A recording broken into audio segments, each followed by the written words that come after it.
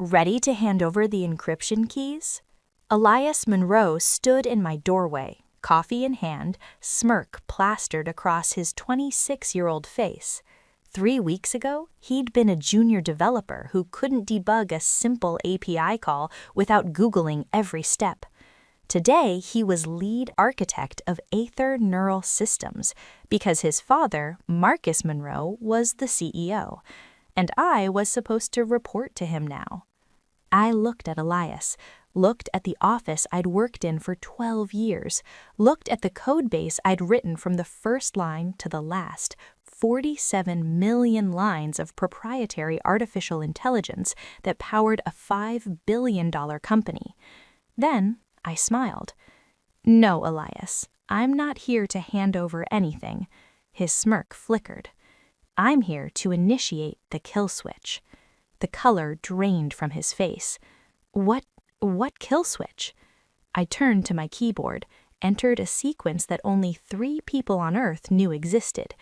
The one your father should have asked about before he decided I was expendable. The screen flashed red. System override initiated. Authorization, Chen Sarah, original architect. Proprietary code extraction in progress. Elias dropped his coffee, and somewhere upstairs, Marcus Monroe's phone started ringing with calls that would never stop. Before I explain how I dismantled a $5 billion empire line by line, if you appreciate stories about founders who refuse to be erased and corporations that learn the cost of betrayal, hit that subscribe button and tap the like button right now. You need to witness what happened next. My name is Sarah Chen. I was 43 years old when Marcus Monroe decided his son deserved my life's work. 12 years earlier, I was a 31-year-old machine learning researcher with a PhD from MIT, a stack of rejected grant applications, and an idea that the entire academic establishment called impossible. The idea was adaptive neural architecture, AI systems that could fundamentally restructure their own learning pathways in real time, mimicking the neuroplasticity of the human brain. Traditional AI was static. You trained a model, deployed it, and it stayed frozen. My approach allowed artificial intelligence to continuously evolve, adapting to new data without retraining from scratch. Every professor I pitched dismissed it. Theoretically interesting, but computationally infeasible. The resource requirements would be astronomical. Maybe in 20 years, Dr. Chen. I didn't have 20 years. I had a garage, a server I'd built from salvaged components, and enough stubborn determination to prove them all wrong. For 3 years, I coded alone, slept 4 hours a night, survived on instant noodles and obsessive focus. By year 2, I developed the core algorithm, what I called the Aether framework, a mathematical structure that enabled dynamic neural reconfiguration with minimal computational overhead. It worked, not just theoretically, actually worked. I demonstrated the prototype to myself at 3 a.m. on a Tuesday, watching my system learn and adapt in ways that shouldn't have been possible. I cried. Then I kept coding. By year 3, I had a functional platform, rudimentary but powerful, the foundation for everything that would follow. That's when Marcus Monroe appeared. Marcus was a venture capitalist who'd made his fortune in enterprise software. He'd heard about my work through a former MIT colleague who'd finally acknowledged what I'd built. Our first meeting was at a coffee shop in Palo Alto. Marcus was 52 then, silver-haired, charismatic, the kind of man who made you feel like the center of the universe when he focused his attention on you.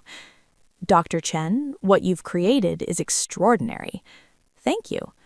It's also completely unmarketable in its current form. I bristled.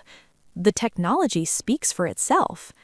Technology doesn't speak, people do. And you need someone who can translate your brilliance into a language investors and customers understand. What are you proposing? Marcus leaned forward. A partnership. I provide the business infrastructure, capital, connections, commercial strategy. You provide the technological vision. Together, we build something neither of us could build alone. And the ownership structure? 50-50. Equal partners. I won't pretend to understand your code, and you won't pretend to enjoy board meetings. We stay in our lanes. It sounded reasonable. Too reasonable, maybe. What's the catch? Marcus smiled. The catch is that this will consume both our lives for the next decade. Building something from nothing always does. The question is whether you're willing to sacrifice everything for the chance to change the world. I thought about my garage, my instant noodles, my 3 years of solitary obsession. I've already sacrificed everything. What's another decade? We shook hands. Aether Neural Systems was born. The first 5 years were exactly what Marcus promised: total consumption. We raised $23 million in Series A funding, hired our first engineers, built out the Aether framework into a commercial platform. I worked 18-hour days, wrote code, reviewed code, debugged code, documented the architecture in obsessive detail, creating technical specifications that ran thousands of pages. Marcus handled everything else: investor relations, client acquisition, the endless meetings and negotiations that made my brain ache. The division worked. By year 5, Aether Neural had 200 employees, $89 million in annual revenue, and contracts with Fortune 500 companies who used our adaptive AI for everything from fraud detection to supply chain optimization.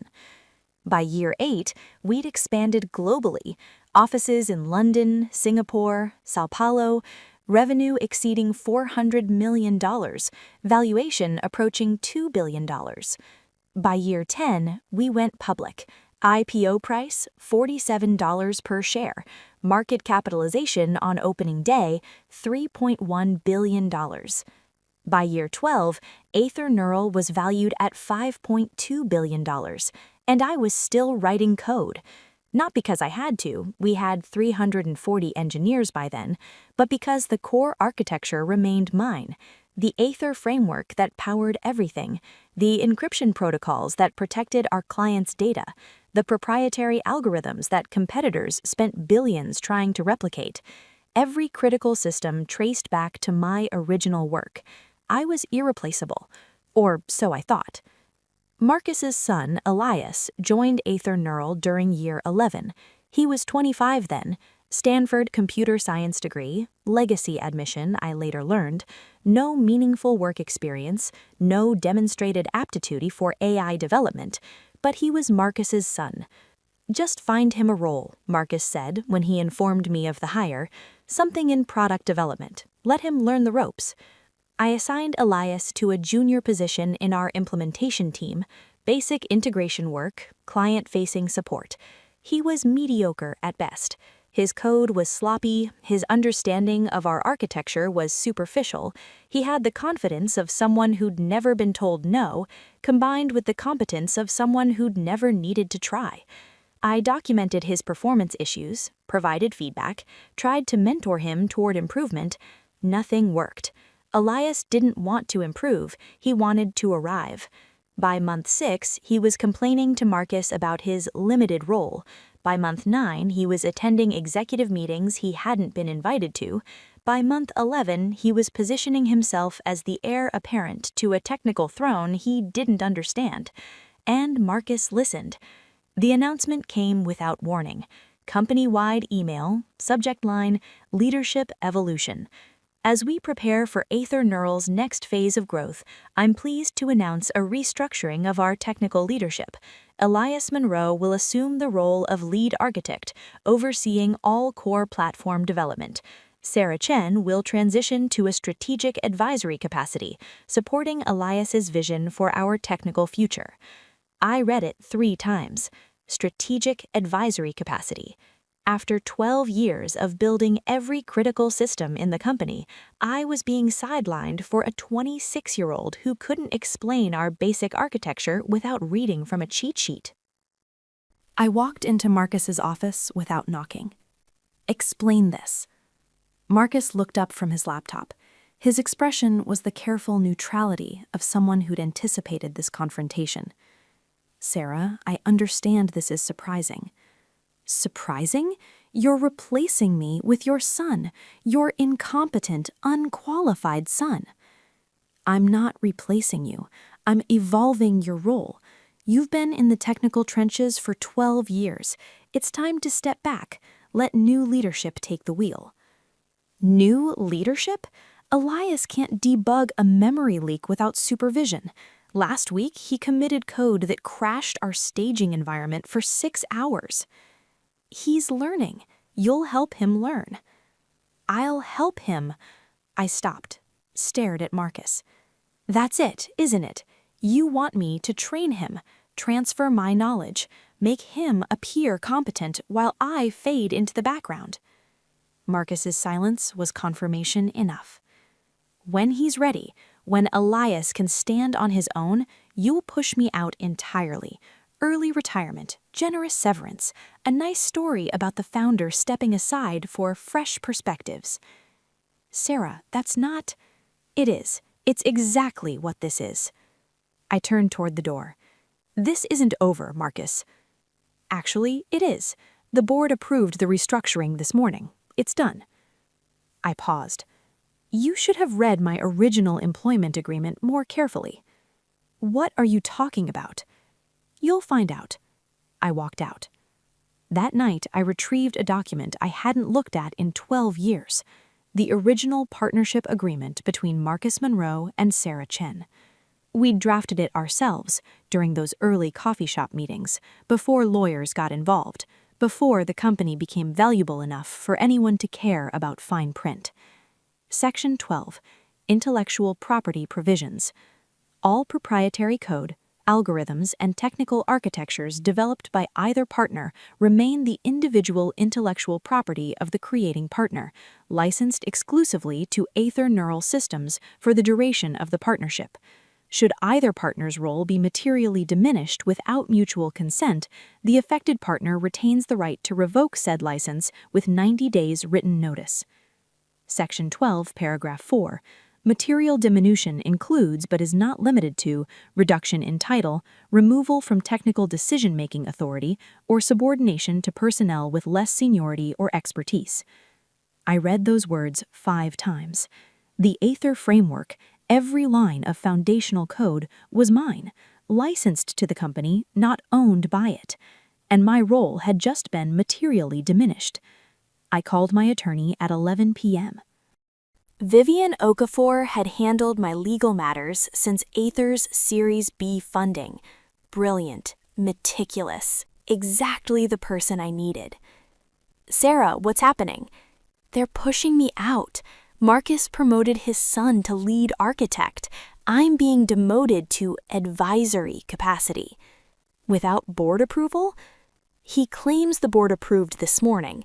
But Vivian, I have the original partnership agreement, Section 12. Silence for a long moment. The IP clause. I remember drafting the revisions.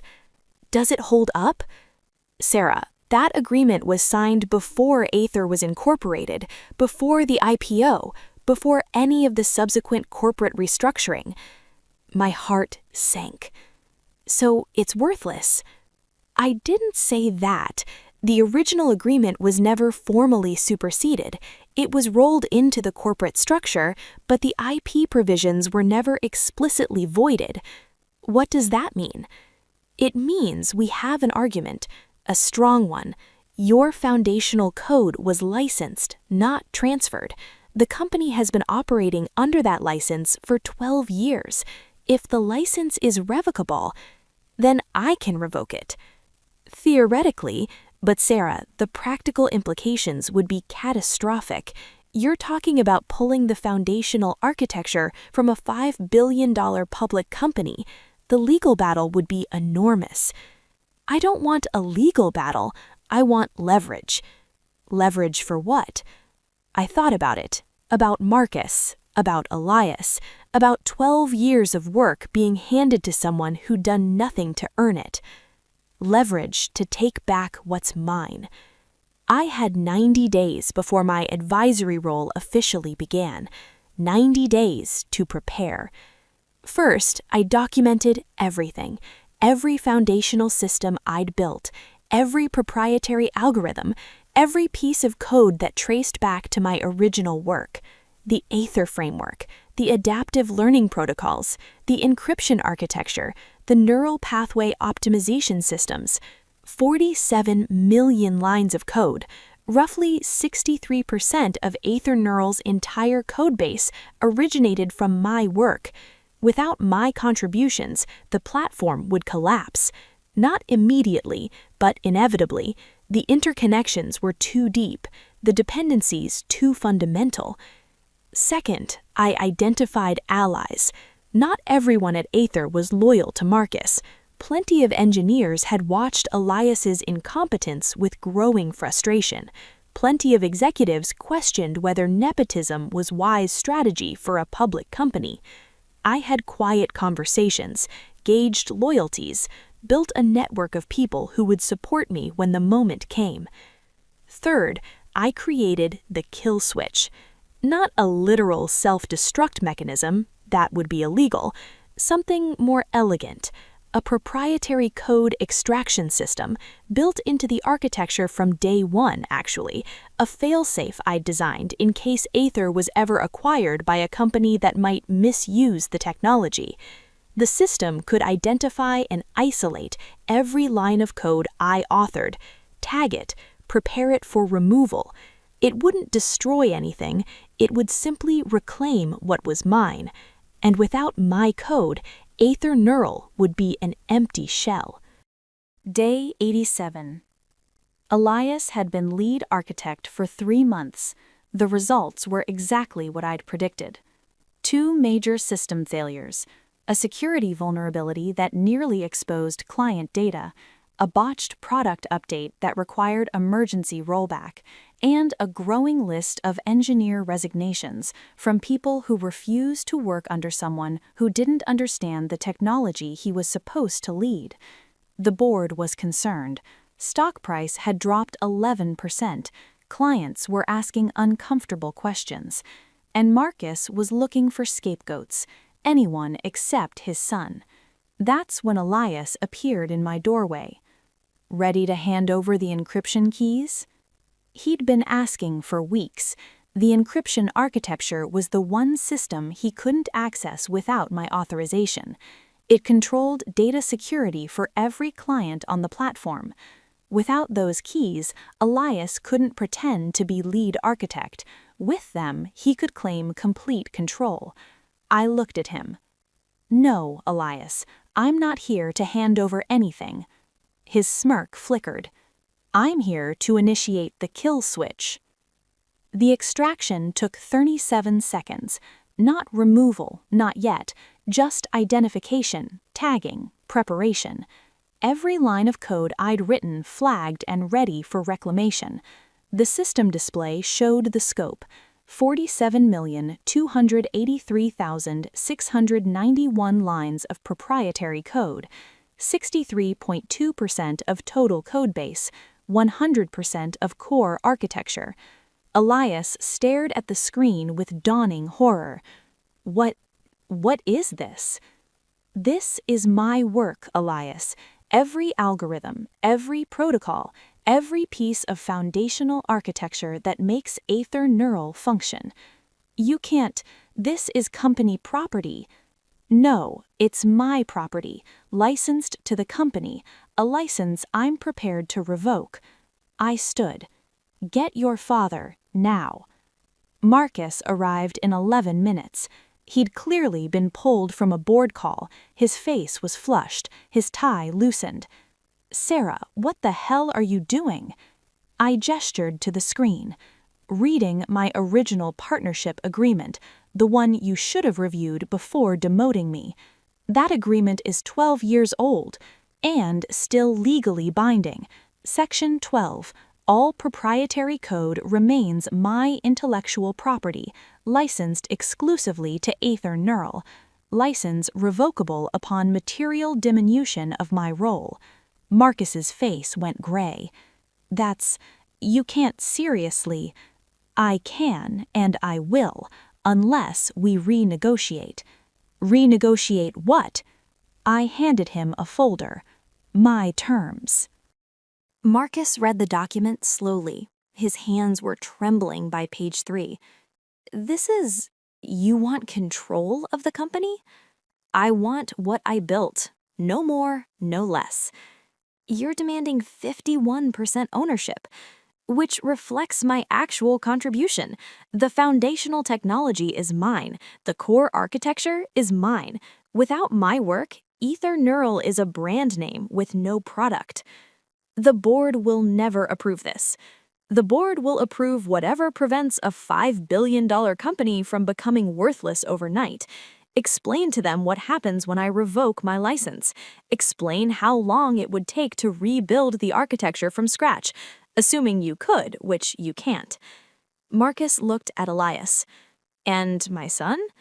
Elias returns to a role appropriate for his experience level, junior developer, with a mentor, someone who can actually teach him what he should have learned before being handed a title he didn't earn. Elias sputtered. That's humiliating. It's realistic. You're not a lead architect, Elias. You're barely a competent programmer. That's not an insult. It's an assessment. If you want to lead technical teams someday, you need to actually understand technology first. I turned back to Marcus. These terms aren't punishment. They're correction. You tried to erase me. You tried to hand my life's work to someone who didn't build it. I'm simply restoring the proper order. And if I refuse? I reached for the keyboard. Then I initiate full extraction. Every line of my code removed from Aether's systems. Your platform becomes non-functional within hours. Your stock becomes worthless within days. And you spend the next decade in litigation while I license my technology to your competitors. Marcus stared at me. For the first time in 12 years, I saw something new in his eyes. Respect. Not the patronizing appreciation he'd always shown. Real respect. The kind reserved for someone who holds all the cards. I need to speak with the board. You have 24 hours. The board approved my terms in 16 hours. Not because they wanted to, because they had no choice. Vivian presented the legal analysis. The original agreement was binding. My IP claims were solid. The potential damage from license revocation was incalculable. The math was simple. Give Sarah Chen what she wants or watch everything collapse.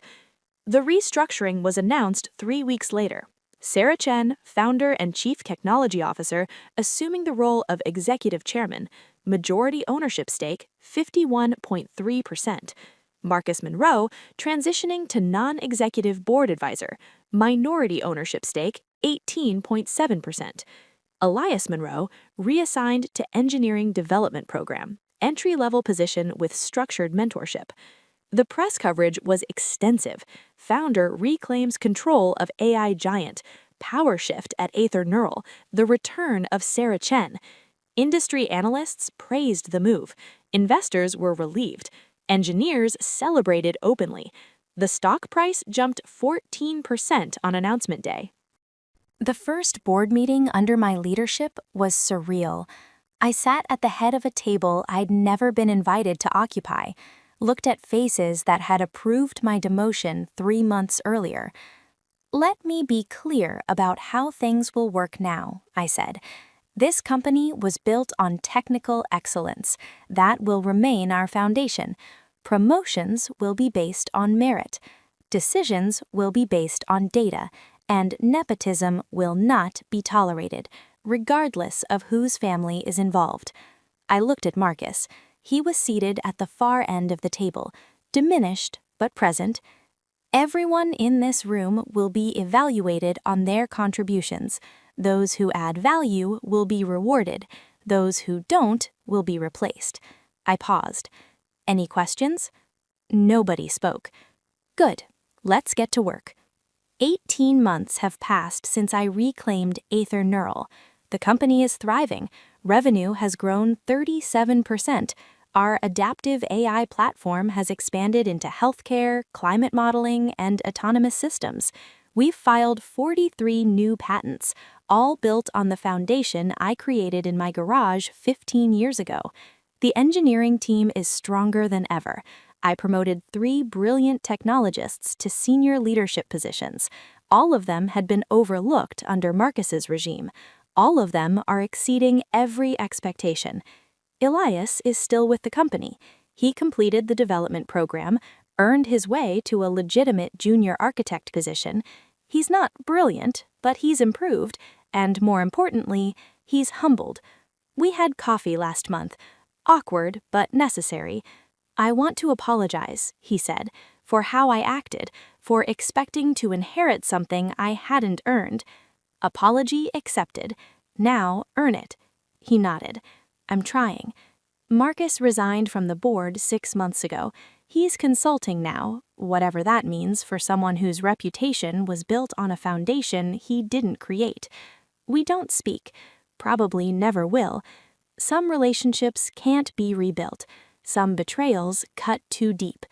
I kept something from those 90 days of preparation, a screenshot of the extraction system, the moment when 47,283,691 lines of code were tagged and ready for reclamation.